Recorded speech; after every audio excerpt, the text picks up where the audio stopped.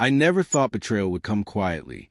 I always imagined screaming, slammed doors, dramatic fights. Something obvious. Something undeniable. Not the slow, invisible erosion that happened while I was busy being a good husband. I'm 39. My wife is 36. We've been married for 10 years. Together for 13. We met when we were both broke and unsure of ourselves. She was working part-time and dreaming about starting her own business. I was building my career from the ground up. We supported each other through everything. Long nights, failed projects, family problems, financial stress. We used to say, if we survive this, we can survive anything. I believe that with my whole heart. For most of our marriage, I trusted her without hesitation. No second thoughts. No checking phones. No questioning schedules. She was my partner, my teammate, my safe place. We weren't perfect, but we communicated. We laughed. We planned trips. We talked about having kids someday, about buying a bigger house, about growing old together. I thought we were building something permanent. About a year ago, she started pulling away emotionally, not in a dramatic way. Just slowly, she stopped sharing little things. Stopped telling me about her co-workers. Stopped venting about her bad days. Our conversations became shallow. How was work? Fine. How was yours? Busy. That was it. No details. No stories. No connection. I told myself she was stressed. Her business was finally taking off. She had new responsibilities. New pressure. It made sense. Then came the phone. Always in her hand. Always on silent. Always face down. If I walked into the room, she'd lock the screen. Not quickly. Casually. Like it was nothing. But I noticed. I started noticing everything. Late replies to my texts. Long bathroom breaks. Random smiles at her screen. When I asked who she was talking to, she'd say, clients, friends, group chats. And I believed her, because trusting her was easier than questioning my reality. She also started caring more about her appearance. New clothes, new perfume, new hairstyle, gym membership. Suddenly she wanted to look put together. Even when going to the grocery store, I complimented her. She barely reacted, but when strangers did, I saw her glow. That hurt more than I expected. The first real warning sign came when she stopped inviting me to her work events. Dinners, networking nights, conferences. I used to go with her sometimes. Suddenly, she said spouses weren't welcome anymore, that it was better for business. I didn't argue. I didn't want to be the clingy husband, so I stayed home. The discovery happened on a night I'll never forget. She had fallen asleep on the couch watching TV. Her phone slipped out of her hand and landed on the floor. It lit up. A message preview appeared. I miss you already. Last night was perfect. My heart started racing.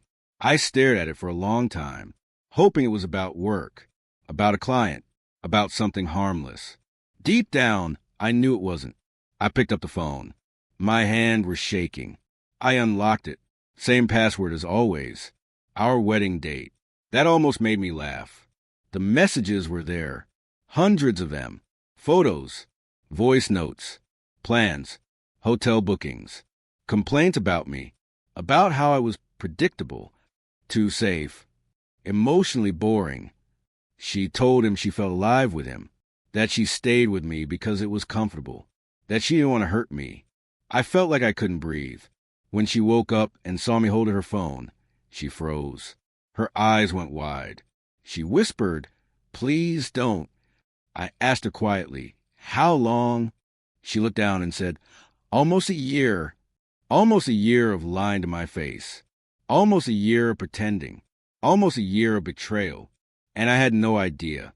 That was the moment my entire life split into before and after she admitted it had been almost a year. I didn't know what to say. I just sat there on the couch, staring at the wall behind her, trying to process the idea that for 12 months I had been living next to a stranger. She started talking immediately, like she was afraid silence would destroy her. She said it wasn't supposed to happen, that it started as harmless flirting, that she felt lonely, that I had been distant, that she didn't think it would go this far. I reminded her that she had planned trips with him, booked hotels, told him she loved him. That wasn't accidental. That was deliberate. She cried, said she hated herself, said she felt broken, said she never wanted to hurt me. I wanted to scream. Everything she did hurt me, every single day. She just didn't want to deal with the consequences. For the next few days, our house felt suffocating.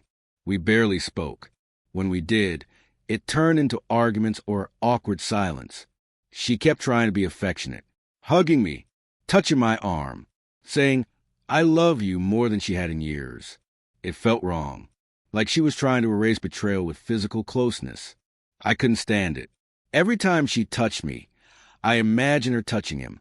Every time she said, "I love you," I remember her saying it to someone else. At night, I couldn't sleep. I'd lie there listening to her breathe, wondering how easily she had lied next to me for so long. She promised it was over, swore she blocked him, deleted everything, offered me her phone and passwords, said I could check anything, anytime. I didn't even want to. I was afraid of what I'd find. We started talking about counseling. She said she'd do whatever it took. I nodded, but inside I felt numb. Part of me wanted to fight for us. 10 years is a long time. 13 years together isn't something you just throw away. Another part of me felt exhausted, like I had already used up all my emotional energy trying to be enough for someone who kept choosing someone else. 2 months later, I found out she lied again. It wasn't because I was snooping. It was because she was careless. A notification popped up on our shared tablet while I was watching a video. His name, a heart emoji, a simple message. "I can't stop thinking about you." My hands went cold. I opened it. The conversation was back. New messages, new plans, same lies. She had never really stopped. She had just gotten better at hiding it. When I confronted her, she didn't even try to deny it. She got angry, said I was invading her privacy, said I was obsessed, said she felt trapped being monitored. Then she admitted she missed him, that she couldn't just turn off her feelings, that she was confused, that she loved us both in different ways. Hearing that felt like being stabbed slowly. I asked her if she ever planned to be faithful again. She didn't answer right away. That pause told me everything. After that night, something inside me started breaking apart quietly. I stopped hoping, stopped imagining a future with her. I began spending more time alone, taking long walks, sitting in my car after work, listening to sad music I never used to like. I started imagining what it would be like to live without constant anxiety, without wondering where she was, without waiting for the next lie. The idea scared me, but it also felt like freedom. Around that time, I finally told my brother everything. He listened in silence, then said, "You know this isn't going to stop, right?" I didn't want to hear that, but deep down I knew he was right. That's when I started preparing myself to leave. Once I admitted to myself that I was preparing to leave, everything inside me shifted. I stopped pretending that things might magically improve. I stopped analyzing every word she said, trying to find hidden hope in empty promises. Instead, I started paying attention to reality, to patterns, to behavior. And the truth was brutal. She was still lying, still hiding things, still choosing herself over our marriage. Some nights she'd come home late and act irritated if I asked where she'd been. Other nights she'd be overly sweet, cooking dinner and sitting close to me on the couch like nothing was wrong. It felt manipulative, like she was adjusting her behavior based on how guilty she felt that day. I began quietly organizing my life, opened a separate bank account, moved some of my paycheck there, gathered important documents, birth certificate, passport, marriage papers, insurance. I hid them in my car at first, like a teenager hiding something from their parents. It felt ridiculous and humiliating, but I didn't trust her anymore. Not emotionally, not financially, not in any way. I started looking at apartments online late at night while she slept beside me. Small places, modest rent, somewhere I could breathe. One evening, she noticed I was distant and confronted me. She asked if I was already checked out. I didn't lie. I said I was tired of being hurt, tired of doubting myself, tired of competing with men I didn't even know. She got defensive, said I was making her feel guilty on purpose, that I was emotionally manipulating her. The irony almost made me laugh. I asked her if she was still talking to him. She said no. I asked to see her phone. She refused, said trust didn't work that way. That answer told me everything. A week later, I got confirmation I couldn't ignore. A mutual friend accidentally mentioned seeing her with another guy at a bar downtown, holding hands, laughing, looking like a couple. My friend assumed I knew. I didn't. I went home that night and asked her directly.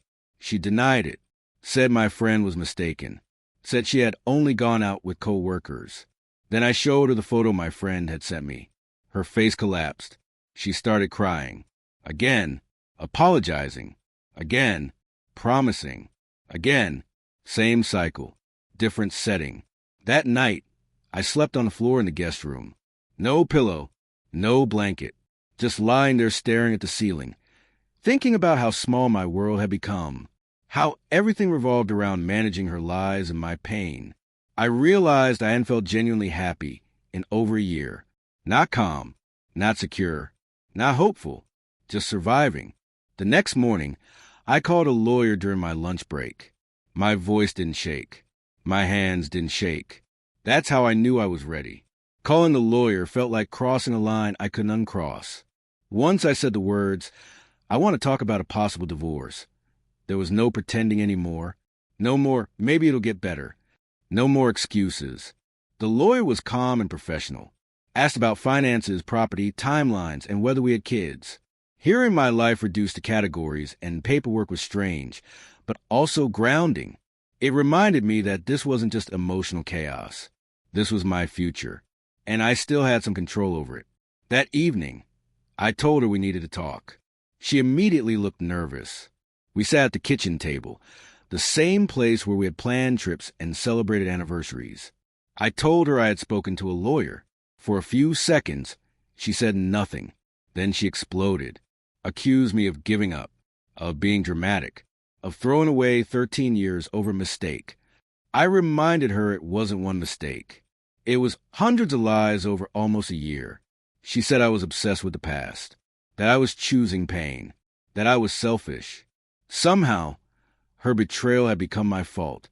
Then she switched tactics.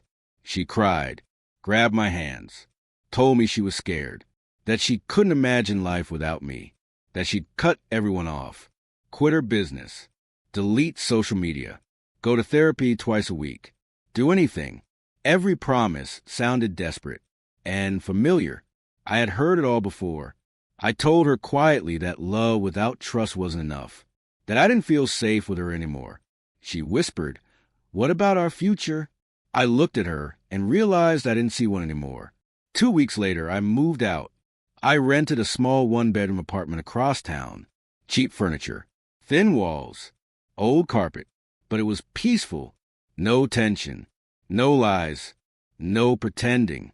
The first night, I sat on the floor eating takeout and felt strangely proud of myself. It wasn't much, but it was mine. I started building routines. Morning coffee alone, evening walks, gym after work, cooking simple meals.